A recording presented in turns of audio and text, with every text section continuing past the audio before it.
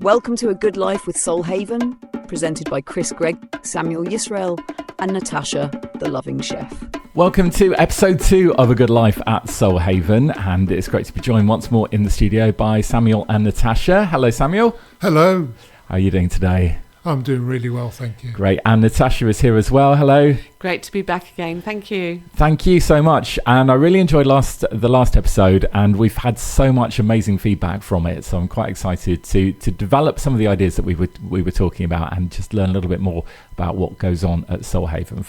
But for people that missed it last time, could you just quickly explain what makes Soul Haven such a magical and special place?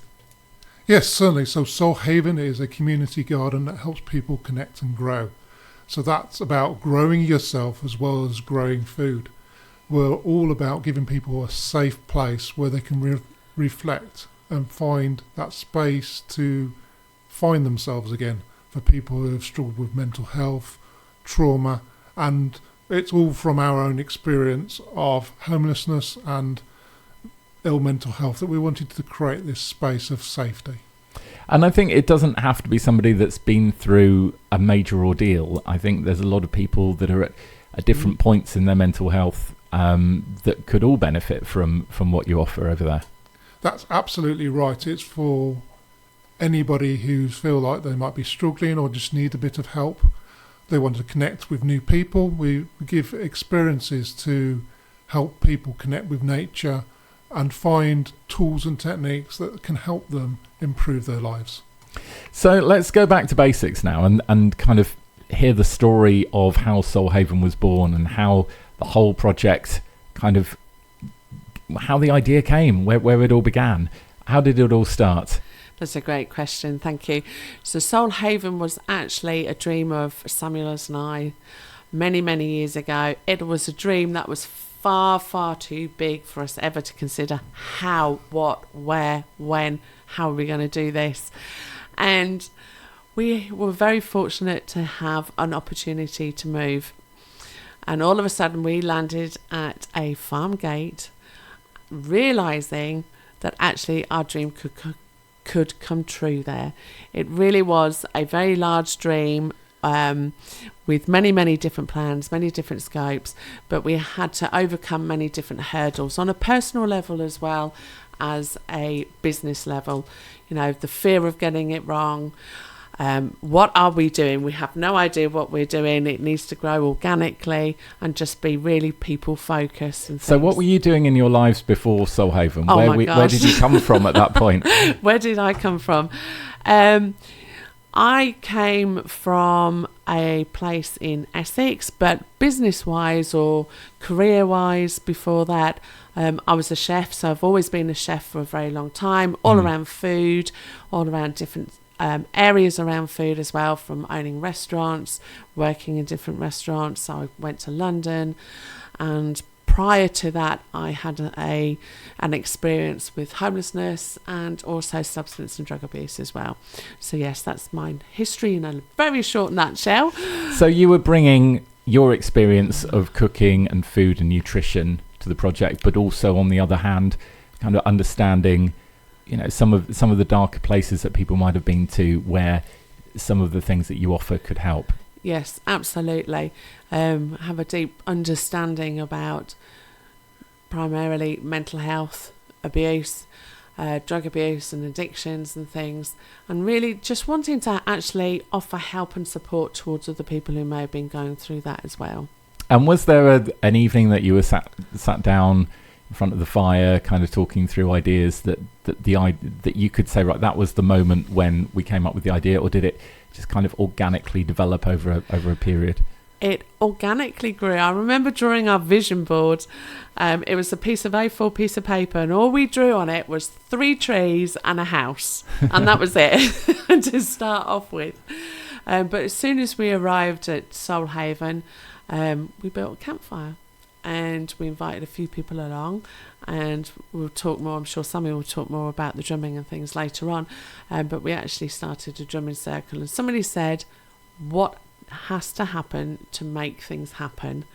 And it was one step at a time, and having the vision of where we could go with small steady steps. And I think that works for a lot of people's goals, that if your goal seems unattainable, break it down into manageable chunks, and each little bit that you need to do to get to the goal, and then work out how you're going to get from A to B via, just not going straight to the final destination.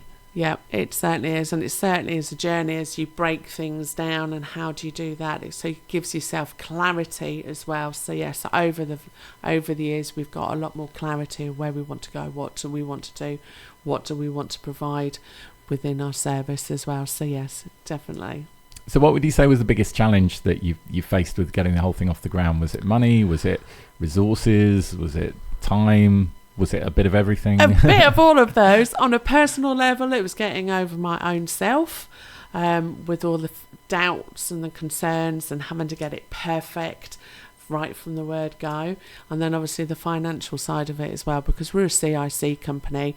We rely heavily on funding and grants currently, and also to get it okay for others and to others to understand what it is that we do, what we offer, and know that it is a safe space, and creating that safe space for people to be in as well.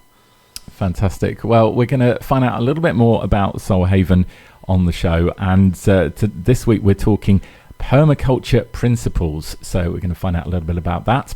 And to do that, let's cross over to Samuel, who is Mr. Permaculture. How are you doing today? I'm doing really well, thank you. I don't know if I should get you a T-shirt with that written on, Mr. Permaculture. Maybe we can come up with a better name for you than that. But I think you could rock that. We can rock that. I'll get myself a little T-shirt and wear it on the show. And maybe a cape as well. So what is permaculture? Because I think it's going to be a phrase that people won't have come across, but once you understand it, all starts to make sense, doesn't it? Absolutely. So permaculture is a design method for designing a sustainable way of growing. So permanent agriculture is where it originates from, a method of growing in a sustainable way. So we look at ways where you can grow food in relationship to nature, how nature works. So rather than saying, for example, growing one massive crop, you're growing multiple things that complement each other, that work together. So it's looking at how nature works together, how plants work together. And within this, we look at 3 ethics, which is earth care, people care, and fair share or future care. And what we really focus on at Soul Haven is people care, using the earth as a means to connect people, to improve their health and well-being. So one of the principles that we use, this is permaculture principle number 2, catch and store energy. So in the essence of agriculture, we would store rain, water, and use that to water our garden, or you might capture sunlight in solar panels. Yeah. When we think about our mental health, we're thinking about storing energy, storing moments, storing memories, having things that can help us for the future. So you're thinking about how we store the good things that we experience to help you through the bad times. So at the moment we're in winter, and winter is a time that people can often struggle. Yeah. Because it's darker, it feels kind of maybe a bit repressed because you've not got so much sunlight. And then that's a time of kind of rest and acknowledging where we are. In our culture now, we've got to be moving all the time. But in the seasons, that's not the case. And maybe we need to take a bit to say, well, now is the time to take rest and reflect back on those things that we've experienced and use that to kind of get us through this dark time. And we can use that in our mental health as well, that we experience winters of the soul. So it's about seeing winter as a positive thing and a time to rest and kind of, like you say, associating what's going on in your body with what you see out there in nature and realising that it's all part of the same process.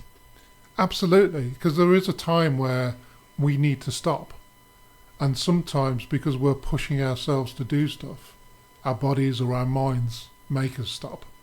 And realising that that's actually not a bad thing. And seeing why that's happening. And then, we get to a stage where we're so, maybe we've experienced extreme stress and we just hit a wall. That's what happened to me. I was at a place where I just hit a wall. I couldn't cope with things. I was really struggling. And I was like, I want to be out there. And I was like, I just couldn't do stuff. I was physically and emotionally drained. And then during that time, I was able to reflect back and find peace and start to find a way forward again, and use techniques like meditation and finding that moment of peace and solitude, of getting over the anxiety, getting over the I can't do this, to one step at a time. Like we said, this is a big thing. We're just taking one step, one day, one moment, 1 minute. Did you find that it was before you had that revelation of, okay, this is what I need to do, that your brain is saying, what's wrong with my body? I want to just keep pushing myself forward, just ignoring all of what I'm going through, and just keep going. You don't understand why your body's saying no until you've had that sort of revelation. Yes, I did, and it's something that I still have to keep reminding myself about. The last couple of weeks I've been feeling very lethargic and kind of like struggling and going, what's wrong with me? Why am I like this? So I'm thinking, I'm feeling a bit lost. I'm like, actually, it's winter. It's dark. It's that time of my body's not wanting to do so much because it's thinking it's going, look, it's dark time. You need to be sleeping, resting, hibernating. I think also the weather the last few weeks has just been so horrible and just unpleasant. It's hard to feel motivated to step out of your front door when the wind's howling and it's pouring with rain and there's leaves blowing around everywhere and it's just freezing cold, and not in a nice way, not in a pretty way. When there's no snow, it's just cold, wet, nasty. And I think you can see why it's not just shorter days and darkness, it's just the general unpleasantness of getting out and about, and if you're stuck at home in artificial light with the central heating on the whole time, just it's not good for your body. You need fresh air. You need to be out there in nature, don't you? Absolutely. It's being out into having daylight, giving yourself that fresh air, because then you're experiencing nature. You're giving yourself that space. And if you can't get outside, there's ways to do that by having daylight bulbs, making sure you open your curtains, and not, there's that temptation of, it's dark, it's cold, let's keep everything locked in. But maybe allow that, maybe open the windows, let the air in. Yes, it's a bit cold, but then close them again, just to give that moment, or open a door, step out for just a few minutes and then back in. There's different ways that you can just take part of it, even if you're not able to go out. Yeah, and I think that you're right, bringing nature into your house is so important. So having plants around, doing mindfulness activities that involve maybe collages with leaves and things, or just anything that connects you to nature. And if you're lucky enough to have a back garden, spending a bit of time sort of looking out of the window and just having a moment, I guess. Absolutely, having that moment. Don't beat yourself up because you're feeling isolated and withdrawn. Identify why that is. What's happening to the world around you, what circumstances have brought that to you, and see what you can change. And this is the perfect time just to rest and give yourself that space, to that time of transformation, because that's what plants are doing in the coldness, is when they are transforming to be able to grow, because often without the cold weather and the dark times, they're unable to grow in the spring. And I guess it's a good time to take stock as well, and kind of make plans for the next year, and kind of seeing it as a new beginning as you get towards the end of winter. I just kind of have that process. And I find that Christmas time I get so much stuff done, and I can catch up on the little jobs that I've been putting off all year, because I've got that time where you're not going into work and you sat around and there's not much going on, that you can just really kind of clear your mental backlog. Absolutely. It's that time just to clear that mental backlog, give yourself that space to kind of look around and go, "Oh, okay." I was looking at my office, I was like, gosh, I've piled up a lot of stuff here. I'm going to take this Christmas time to just get rid of some of that stuff to give myself that cleaner space, which may help me feel better. No, I get that as well. My office is my wife's dumping ground for anything I leave lying around the house. She just puts it on my desk and then it just stays in there. So the rest of the house is nice and tidy, and my office just becomes this mountain of all of the stuff that I've left lying around, which I'm not sure is very, very good for my mental health, but it helps her have that clarity of tidiness in the house. Yes. So, yes. Okay, well, we're going to come on to our next section now, which is winter reflections, and taking this moment to sort of look back at the year gone by. I think 2024, like a lot of years recently, has been difficult for a lot of people. There's been a lot going on this year, a lot of change, a lot of events in the world that have made people maybe feel a little bit less secure, and things that we used to take for granted are now no longer necessarily always going to be the same, and just kind of looking at where we are as we head into the middle of December 2024. So Natasha, you're going to kind of talk us through this process.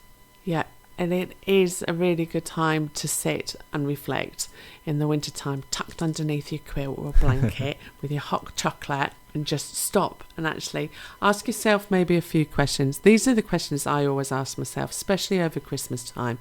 You know, we're closed for a couple of weeks. This is personal time and space for us.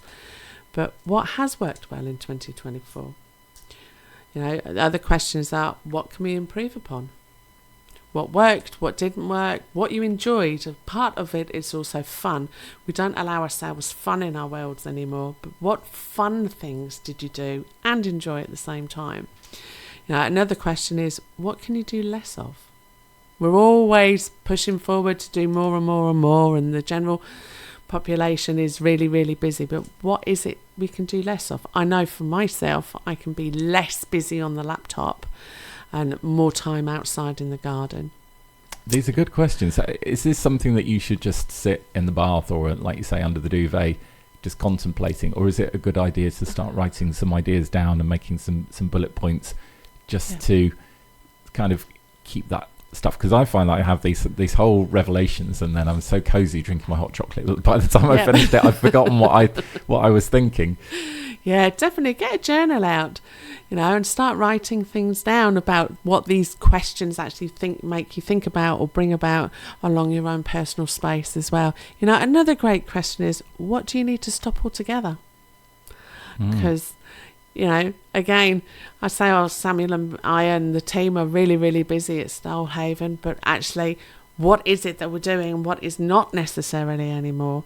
You know, I take a lot of notes. Lots and lots of notes and to-do lists, and there's bits of paper everywhere. I'm just laughing about the office space. I have a little office space as well, and there's piles of little to-do lists along the way. So yes, one of my 2025 New Year's resolutions, maybe we'll say that, is actually to stop piling on the to-do lists and make it a lot simpler along the way. I think it's important to kind of have that. What I like about a to-do list is because it's downloading things that you feel like you mustn't forget from your mental space, so your brain is freed up to not be worrying about, I need to make sure that I pay that bill, or I need to remember that I do X, Y, and Z. And writing it down helps, but if you've got hundreds of post-it notes all lying around, maybe one central to-do list would be the answer. Yeah, definitely. One list and then take it from that list. I'm learning that experience at the moment. Yeah, one huge list to a little tiny list, to tick a box, to open the dopamine in the brain, say, yes, I've done that, and tick that one off along the way is a really good idea. It is quite nice to look at all the things you've ticked off, but it also is kind of quite stressful when you just kind of look like, oh my gosh, look how much stuff I've done this week. Oh, no wonder I'm exhausted. So I think, post-it notes that you then screw up and throw in the bin when you've done it are great, because that's quite satisfying when you get to that moment. Definitely. And then one of the questions I always ask myself and ask others, especially with the teamwork that we do as well, is what is holding us back? And is that something very emotional? Is that something being fearful? Is that our own restrictions? Or is it about the resources? You don't have X, you don't have Y, you don't have Z, you don't have A, B. And really think about how we can bring that into our awareness for 2025. And I think it's also about letting go of things that you've invested time and effort into that aren't actually helping with anything, and you're just doing it because you've always done it, and questioning what you do. Yeah, absolutely. You know, I remember a really, I don't know whether I can say this, but I will anyway. I remember a really good conversation that I had, that somebody was taught from their grandmother how to cook a turkey. And they've always done it over the years and cooked it the same way that the grandmother taught them how to cook a turkey. And then somebody said, but why do you cook it like that? Well, I don't know why, but my grandma taught me. And it was like no other explanation for it at all. So bringing in the new things and learning different things along the way for 2025 would be great. And also understanding why you're doing things the way that you are. Because a lot of people cook turkeys really badly. They get so dry and unpleasant. And actually, if you watch a Jamie Oliver video, there's ways to do it where it actually can taste quite nice. Yes, definitely. Different ways. You know, the invitation to try something new in the new year is also very exciting, and don't be too daunted about that. Change is good. So what is a good method once you've kind of gone through this process and you've identified some of the things, you know, you've answered those questions, maybe things that you want to do in the new year, things you want to improve, do less of, stop doing. What should you do to make sure that these actually happen, to keep them at the front of your mind as you go forward for the next few weeks? So that's a really great question. So when we first started Soul Haven, we started to do a vision board.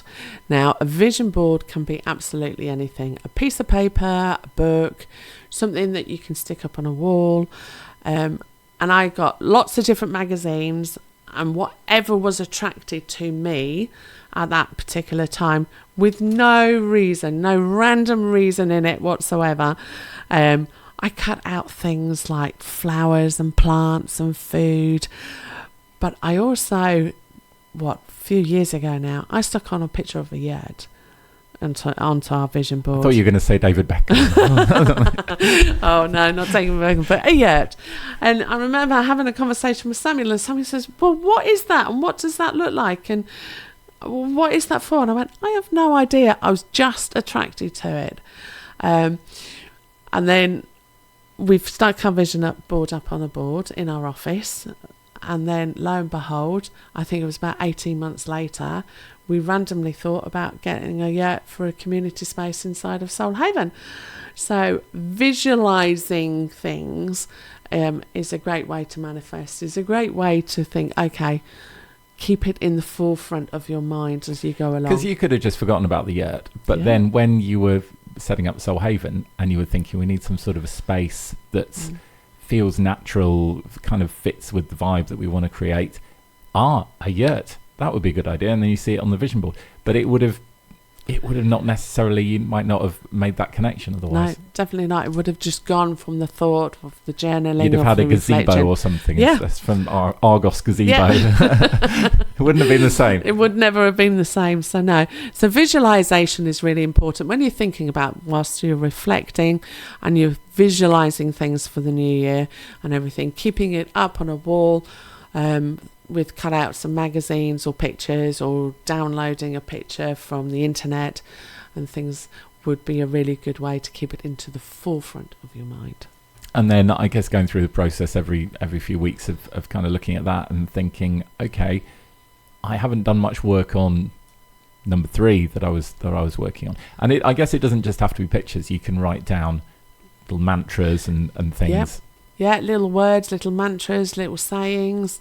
Even if you can't visualize that, even a shape that represents something to you to be put onto your vision board, whether it be a heart shape, a square, a diamond, any kind of shape, but you know that's the representation of something. Now, if people would like a bit of help with doing that, and so do maybe a little bit more practical help than you can get from a podcast, then you can actually come along and take part in some of your workshops that are happening in January. Yeah, absolutely. So we've got a vision board workshop going on. Wow, did I just throw this together? Like, whoa. In our yurt. On, I think, I need to check the date. The 10th, thank you. The 10th of January, so that's a Friday evening. And that's held in a small group, up to about 8 people. All the materials provided, the colours, the pens, the magazines, the scissors, the vision board itself for you to create. Wow, so you will go home with your vision board? Absolutely. Which magazines have you got there? Yeah. Oh, we've got gardening magazines, cooking, we've got engineering, we've got a whole wide range of different things going on. That's brilliant. So you get so much inspiration, and you don't even know what's going to be on your vision board till you do it. You don't know where that inspiration is going to come, and just having some people there to guide you and seeing what other people have thought of and thinking, oh, actually, yeah, I'll have one of those on my board as well. Yeah. And a vision board is a very personal thing. So there's no comparison. Oh, this person next door to me has got this. Oh, I need to have that. No, because it comes from this space. It comes from the heart space. And each and every vision board is very different. Samuel's vision board for a personal vision board is very different from my personal vision board. Yes, we have a collaborative one for Soul Haven, but we have individual ones as well. And can you have different sections for different parts of your life on the vision board? Absolutely. So you can have finance, you can have fun, you can have adventure, you could have a health space on there. So the vision board can be split up any way means that you would like it to across the board. I think this is so much of a better thing to do at the end of the year than just a couple of New Year's resolutions and that you never really stick to. Having it on a vision board and having some proper inspiration of the things that are actually going to make a difference in your life, I think is such a great idea. Yeah, absolutely phenomenal what we can do, what we can create. So during the workshop, what will you actually take away with you? So you'll get your special vision pack as well? So you'll get your vision board, your vision pack. You'll also start to create your beautiful vision along the way. It will help you to stay motivated and focused and connected within that as well. And then we also offer something alongside of the vision board workshop, an 8-week course as well for accountability.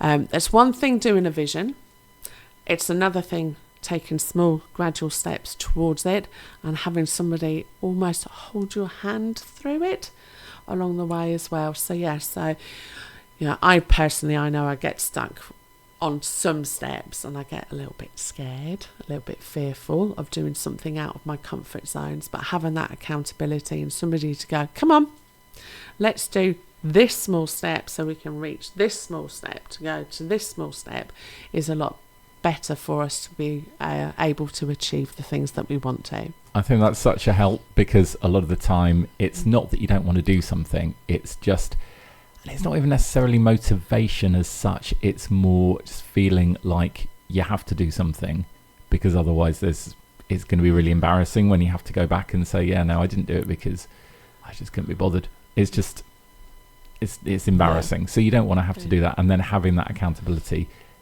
motivates you if you can't motivate yourself. Yeah, absolutely. And it's also about creating the traction that goes on with it. So once you start the small little steps, you move forward into the bigger steps, I call them scary steps, the steps that I'm not comfortable with, but having somebody there, and also to create different ideas with the accountability as well. We only know what we know right now, whereas a collective group of people, somebody might know something quite different or someone quite different to help create that vision into a reality as well. We all say, don't we, many heads are better than one, and we all bring different ideas to the table. Together, everyone achieves more. Absolutely. So there's that workshop on Friday the 10th, but then the following day, there's another workshop. Oh, yes. So on Saturday the 11th, it's Transform Your Mind programme, which is related to the vision board if you want to do that. Little insights. What specific goals and changes would you like to achieve for next year? And these are conversations around the table because sometimes people get a little bit stuck on the vision and a bit overwhelmed on the vision.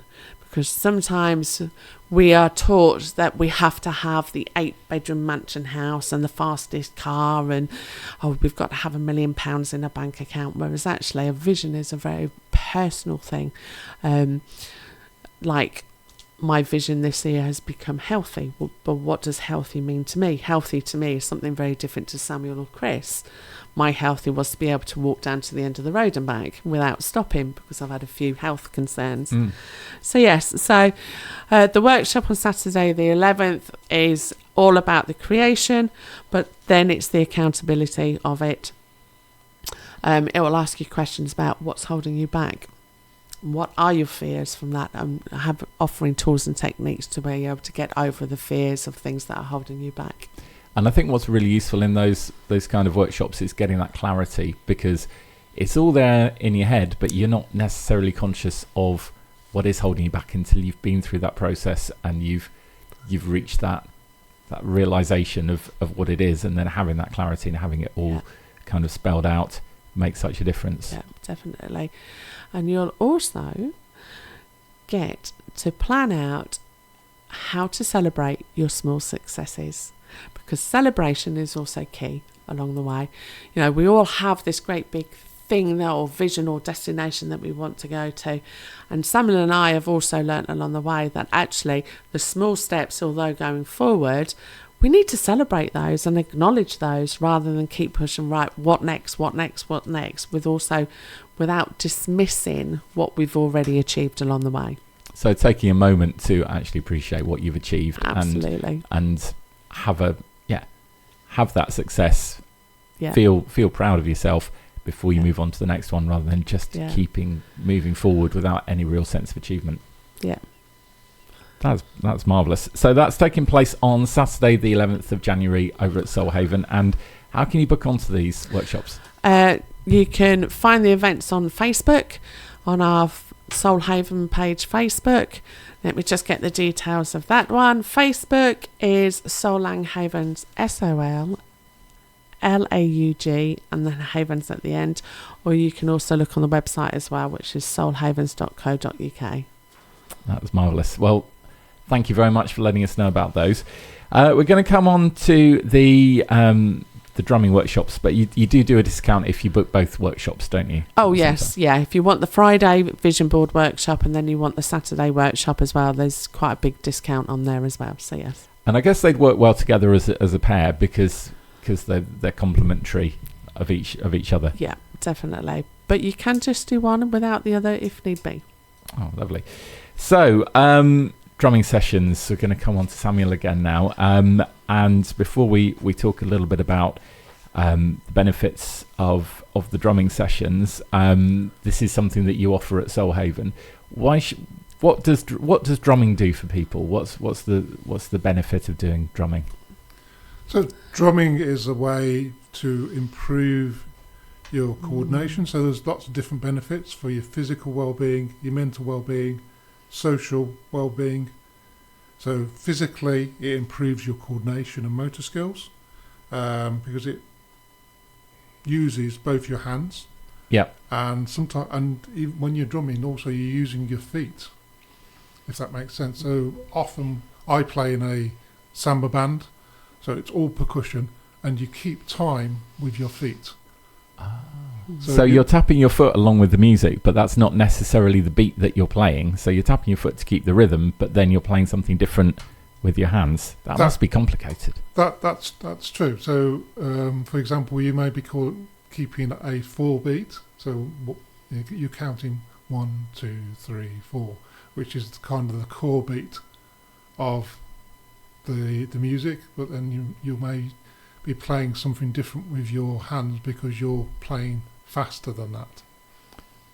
Oh, okay. So you're not just doing 4 beats. You're maybe doing 8, or you're maybe playing slightly off the beat because you've got other people drumming on the beat and you're doing the twiddly bits. That must be so hard to get your head around.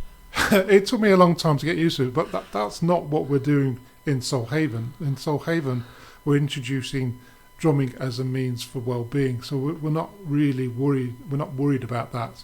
You know, I did a drumming session earlier this year with people with dementia, and that was amazing, because suddenly I saw people who suddenly they came alive, and it's that connection that music re-fires the brain.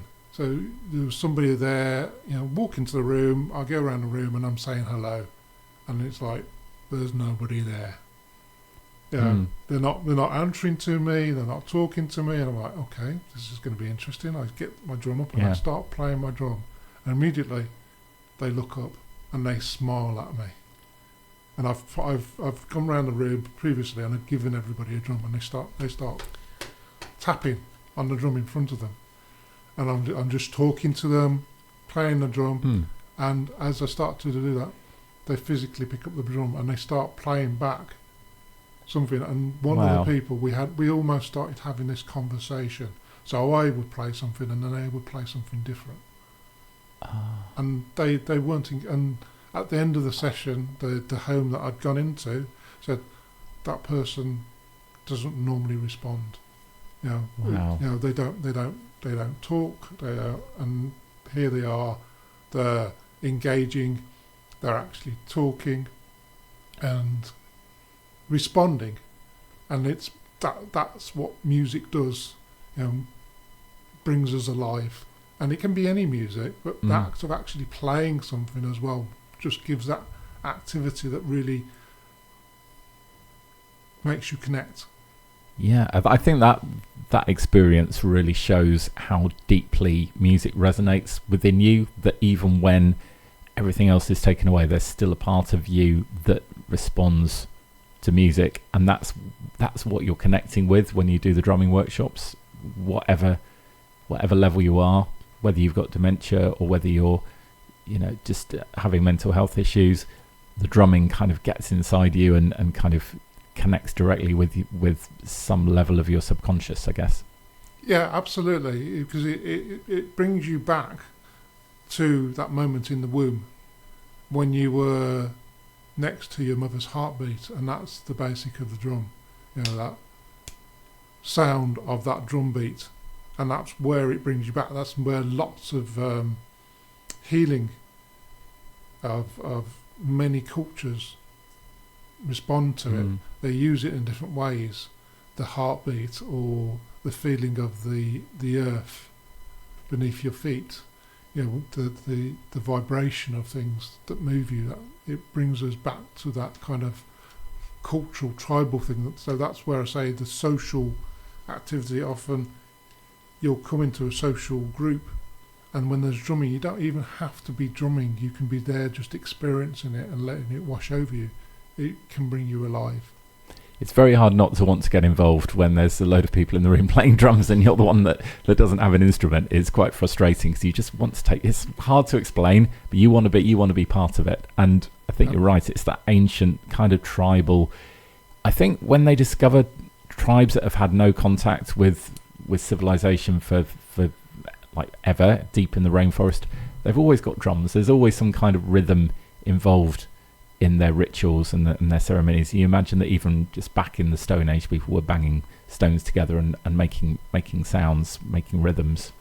Yes, absolutely. So earlier last year, we had the honour of being invited to Germany for the Lush Spring Prize, and we met people from the rainforest from the Amazon, and they were from Ecuador, but they didn't identify with being from a country. They identified with we are from the Amazon, and they used shakers and drums and their voice as that means of expression, and it was really beautiful to see that.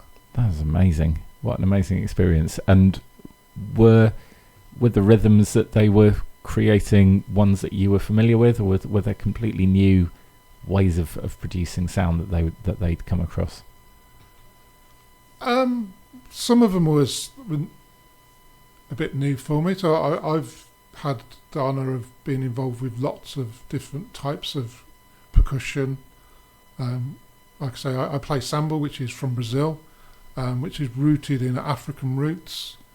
So you've got African traditions, It's influence from the military bands. It's influence from the gods of the people. So there's lots of different techniques that people use within this. Using your voice, and like they talked about the birds, and they were using kind of like whistling and bird song as a way of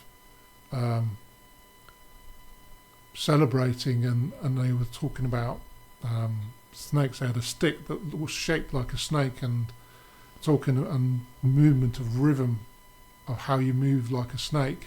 And I was like, oh crikey, this is really what's the word I'm looking for? It was really impactful to me, because to really kind of talk about, they talked about the birds and the snakes as their ancestors, as their forefathers, as the people, as the things that gave them purpose, gave them being. It was like they had a real connection with these animals and these beings as part of themselves. I think that's the difference. So that with people in those cultures, they are part of nature, and they don't see themselves as any different from the animals and the trees. They are just another element of the rainforest, and this is what we have to kind of understand, looking at that from outside, is that actually it's the same with us, but we've got somehow removed from nature in our 21st century lives, that this is how it really should be. Absolutely. It's about connecting with nature, and that's really what I find drumming does, is brings you back. Because when you're in that moment of drumming, yes, you can get caught up with, oh, I can't do this, but when you truly just let yourself go, you're lost in that moment. Absolutely. Are there any other benefits from drumming that we can go through here that you haven't mentioned? Because you've mentioned a few there. Yes, so I've mentioned, physical well-being, it helps with your coordination, your motor skills. It's a form of exercise. Yep. Because you're moving. Well, fast. like fast drumming must be like proper cardiovascular exercise. If you're properly banging the drums, it's quite hard work, isn't it? Yeah, absolutely. So I can go to a practice and I'll be drumming for 4 hours. Wow. And it's often at a very fast pace. So you're really hiring up your heart rate. So have you noticed your fitness levels increasing while you've been doing the drumming, that you can sustain it for longer? You've got that endurance? Yes. As I've been playing more, I can play for longer and have more concentration. It's helped my concentration. When I first started playing, I really struggled, especially within a band environment where you've got a big band, say there's 15, 20 people, and you've got people playing maybe 6 different types of instruments that are playing at different speeds, but they're all playing together. They're all kind of coming together and playing a song, and I found that difficult at first too. Is it quite distracting because you're listening to the music and you're enjoying the song and you forget, oh, hang on, I've got to carry on drumming in time for this? Yes, that's what I found. So, and we use drumming as a method of healing. So we're not trying to teach a song. Yes, we use songs at Soul Haven, but it's more about taking part and allowing that to wash over you, and that action of playing. And if you get it wrong, that's okay. Yeah, there's a bit less pressure than if you're on stage in the middle of a concert and there's an audience that paid to see you, and you kind of, your mind's wandering and you're like, oh, hang on. Yeah. So lots of benefits to drumming, and I think what we're going to be doing on the show is having an example of some of the drumming, because we've talked about it a lot, and I think it's time to actually experience how it sounds. So stay with us, because we're going to have a live demonstration of some drumming next. So you've got your drum there in the studio? Yep, I've got my drum. I'll hold it. I don't know if you can see this. Yeah, you can see that on the camera there. So this is, what's that drum called? Does it have a name? Yep, this is a djembe. So this is originates from Africa. Wow, and is that an actual one from Africa that you have there? This one isn't that originally from Africa. The design. The design is. Drum. Okay. But this drum I've got here is a more modern version of that type of drum. Okay, but it works in the same way. And do you have, how many different sizes of those kind of drums are there? Is there quite a range, or are there sort of standard size drums that you would have in a collection? So you have a high, which is a smaller drum. So the smaller the drum, the sharper the sound. The medium drum, which is kind of the tenor, and then you've got the bass, which is the bigger drums. The So really deep bass sounds. Do people have a favourite drum that they like to play? often people do. I've probably got, I'm trying to think, at least 6 different types of drum at home. I like playing with my hands. I do play with sticks often. When I first played with a band, I used a thing called a tambin, it's only about this big. It's quite small. It's quite small, and it's played with a stick. So that's what I first started. Playing. Is that what they start people on, like the triangle in the band? If you're not very good, they just give you the little tambin, and they're like, "Yeah, you can't do too much harm with that." Well, the thing with the band that I joined, the tambin is actually it ranges. It can be one of the harder instruments to play, but then the principle of playing it to start off with, you're just kind of tapping it, but then it can get quite complicated. But it depends. It's like the bigger drum called the surdo in a Brazilian band is a very basic beat, so it's just like you might just 1 or 2. You're just playing that simple sound. But the thing is that is the core of the beat that the whole band is on. It's like the metronome, right? So you've got to be constantly playing the same thing all throughout a song that might last for 20 minutes. And you've got to keep to the same time as well. That must be the most difficult thing, is not getting slightly quicker or slightly slower. As you're getting tired, you might slow down very, very, very, very slightly, but it sort of adds up over time. There's kind of slight differences. Yes, exactly that. So within samba, you'll have 2 drums, and they're playing. So one's called, you're playing the 1 and 2. So it's kind of dum dum dum dum, but you're hitting one with your stick and then quietening the drum as you play, and that's got to be kept going all throughout the song. But you'll also be doing breaks, so you'll be changing what you play and then coming back to play exactly the same thing, and that's really important because just to keep that, because everybody else is focusing on that one drum to keep them in tune. Amazing. And then what other drums do you have within the collective? Do you have lots of people on similar drums, or does everybody have a slightly different sound to their drums? And does everybody with the same drum play the same rhythm, or has everybody got their own rhythm, or do they make up the rhythm as they go? Yeah, so lots of questions there for you. Yeah, so samba. So this is very different than what we do at Solhaven. Samba, you've got the surdo, so you've got the 1 and 2, which are the bigger drums, and then you've got a smaller version of the surdo, which I refer to as the fundu.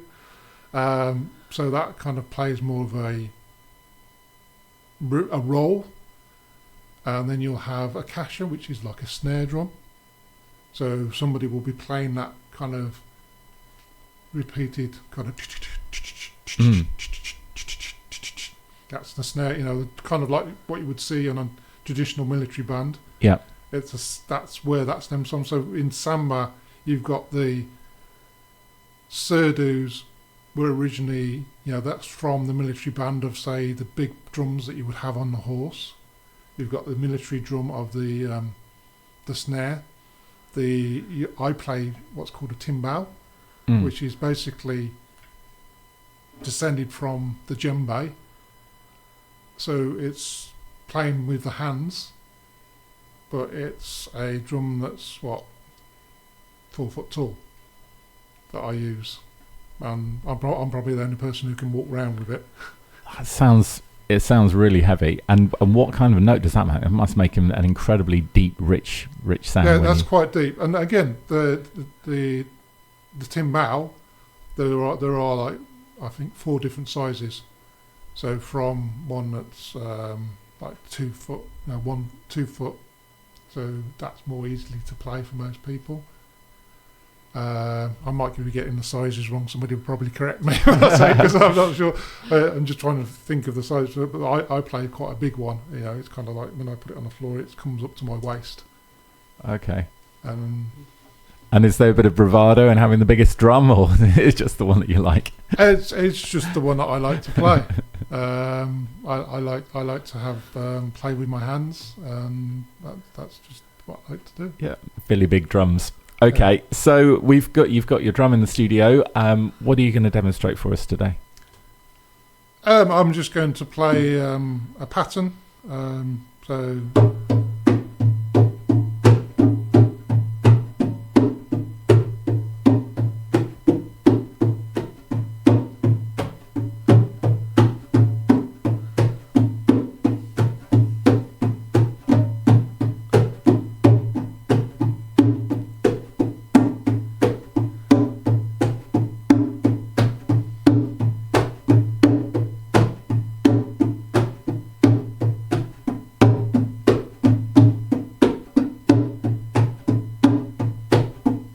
And that just continues the same. That's absolutely right. It is kind of hypnotic, isn't it? Because I just get lost in the sound and forget that we're live on the radio. But yeah, so this is just to, you would use this maybe as a meditation. I use this to help people just kind of focus and drift off.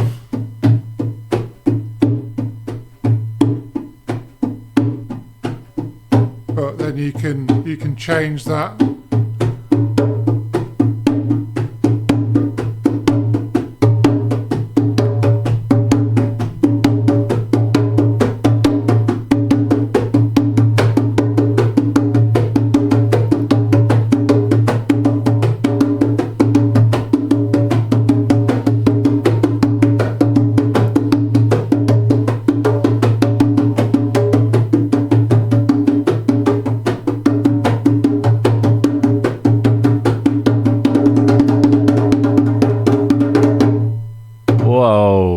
That was awesome. I got quite fast though, didn't it? I've got to say. Just putting his drum down. It was almost like the beginning of the EastEnders. It was doom, doom, doom, doom. There was real drama there. Yes. So you can see how I started with a really slow beat, kind of that melodic, kind of you could use for meditation, and I speeded up to something a bit faster, and that. Again, these are things that I would use in a performance. It's not something that I'd expect somebody to do in one of the sessions, but we might, if you wanted to do that, we have like what we call as a free drum, where people can just play what they want, and there's opportunity to do that. And then you're speeding up, and that's what you're using in the dance, is to engage people. You're giving like that performance, that trills to give that kind of excitement. And when I dance, that's what you're using. You kind of that quick ones, you're kind of doing a spin. Do you know what I was struck by was that you weren't looking at the drum while you were drumming. You were looking straight ahead, cool, almost like you're on autopilot with your hands, and in your eyes looked like you were somewhere else. And that was great, because that's kind of what you're saying, is that the drumming is your sole focus, that you're completely taken up by what you're doing, by the sounds and the rhythms. Yes, that's where you're looking to get to, because when I first started, I'm like kind of looking at the drum and country. I've been playing for 15 years now, and that's important when you're doing a performance, is that you're engaging with the audience, and that muscle memory that you're learning of where to place your hands, and the way how you do those different things. That's where you can lose yourself, but not lose yourself, because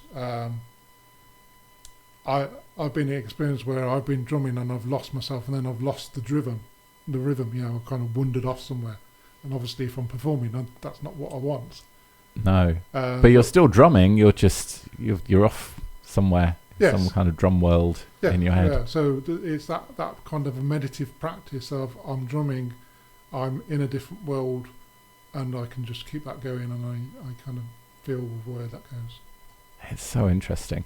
And what I think is so exciting is that the drum is an instrument that anybody can get started with. It's not like you need thousands and thousands of lessons to know how to hit a drum. What comes with the practice is those rhythms and those skills. But to actually play the drum, anybody can just pick it up and start playing it, can't they?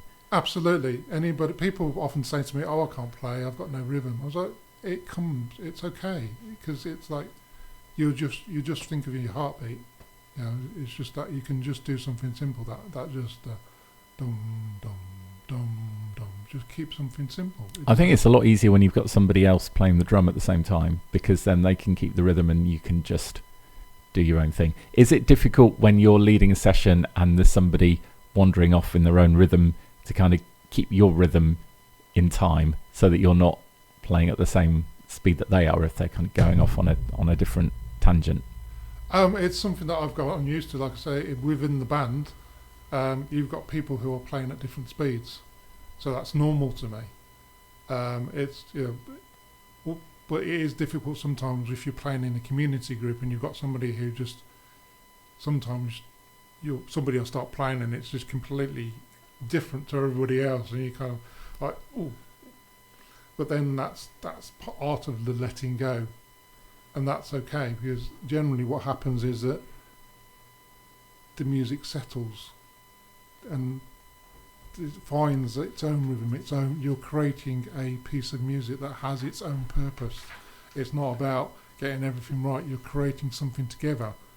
So maybe the way they're playing is needed for that time, and that's okay. And I can just focus, I can just keep playing whatever it is that I need to play. Oh, that's so interesting. Thank you so much for sharing that with us and for doing the live performance here today, Samuel. We're going to talk herbs now, and we've got Natasha with us still, the loving chef here on A Good Life at Soul Haven. And we're going to talk about how you can look after your body in the cold weather and what different herbs and spices and ingredients you can put into your food to make sure that you've got something nice and cozy to look after your body from within in these difficult winter months. Yes. Herbs and spices and different varieties of foods can actually keep you warmer as it digests within inside of your body as well. So I didn't know that. I know if you eat something hot, then you feel a bit warmer inside for a little while, but I didn't know that there were foods that actually warm you up as they're being digested. Yeah, definitely. So you can have cold foods for the summertime, keep you colder, but also winter foods and winter spices to keep you nice and warm and snuggle up for a lot longer in the winter as well. Okay, so what are some of those spices we should be looking for? Let's start with ginger. Ginger is a really, really good one.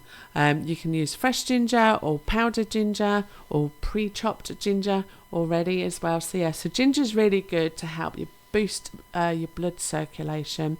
And it's got a kind of a fiery flavour to it as well that kind of warms you up straight away. I love a nice gingerbread man or yeah. and you can put it into your drinks, can't you? You can just have ginger in your tea and things. Yep, definitely. You can slice a couple of slices of fresh ginger and put them into hot water, or there's ginger lattes that you can do out there as well. And literally it's not complicated at all.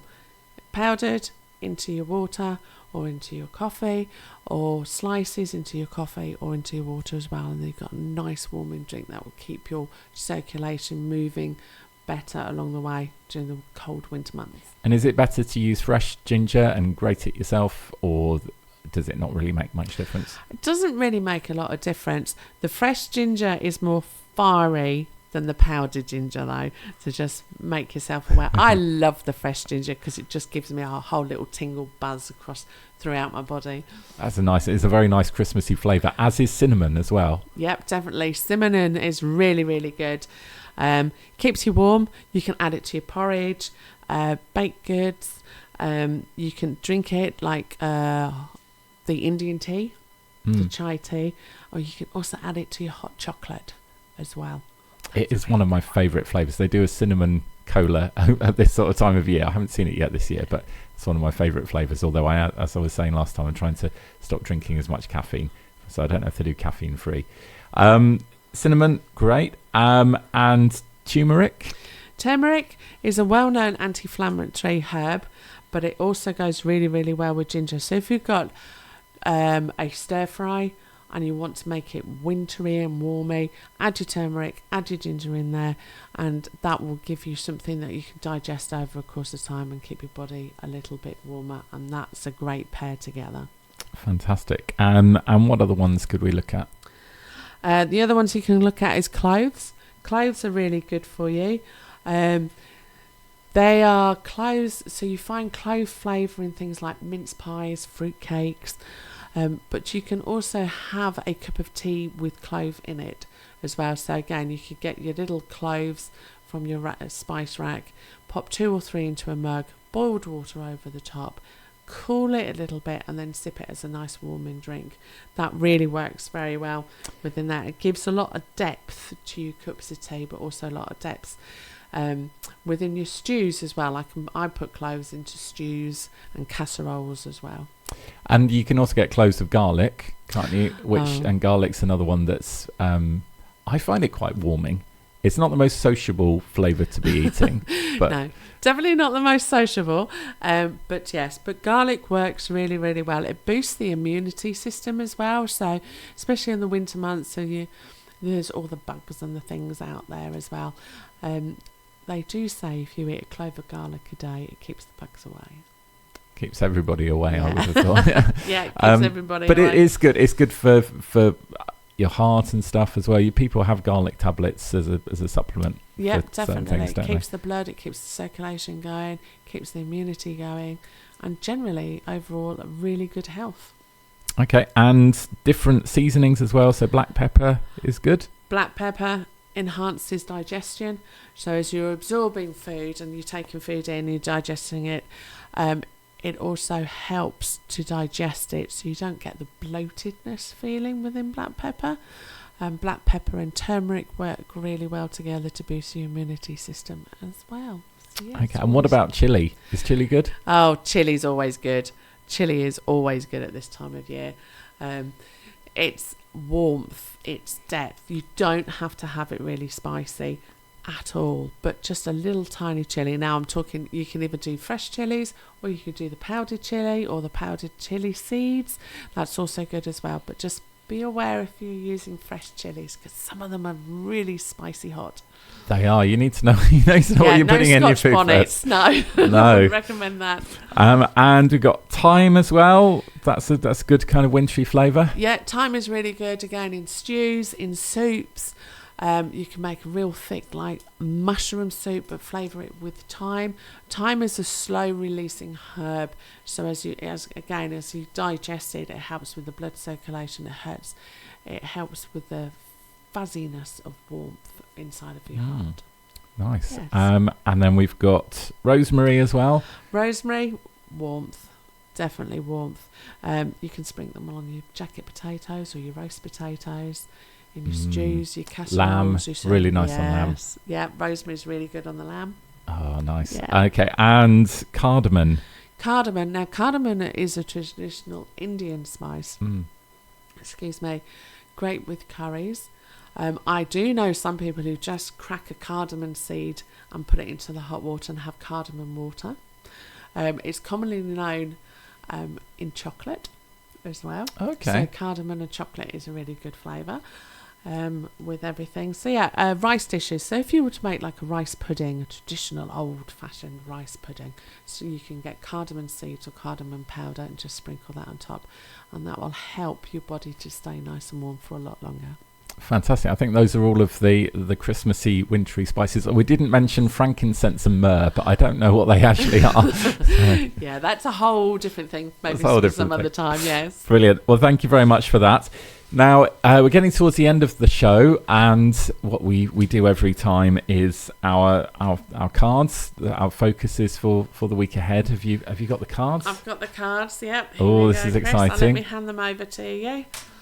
So just remind us what these are all about. What's the purpose of this? So the purpose of the cards, they're a pack of cards that you can pick one out and meditate on, give you focus on for the day. They're cards that bring up in a conversation sometimes as well. It's just generally something to finish a day or a session that we do at Soul Haven with something very positive. It is a conversational point as well. Fantastic. Okay, I'm going to choose one here, and it's optimism. Yay. Ah, it's one of my favourite words. There we go. What does that mean to you, Chris?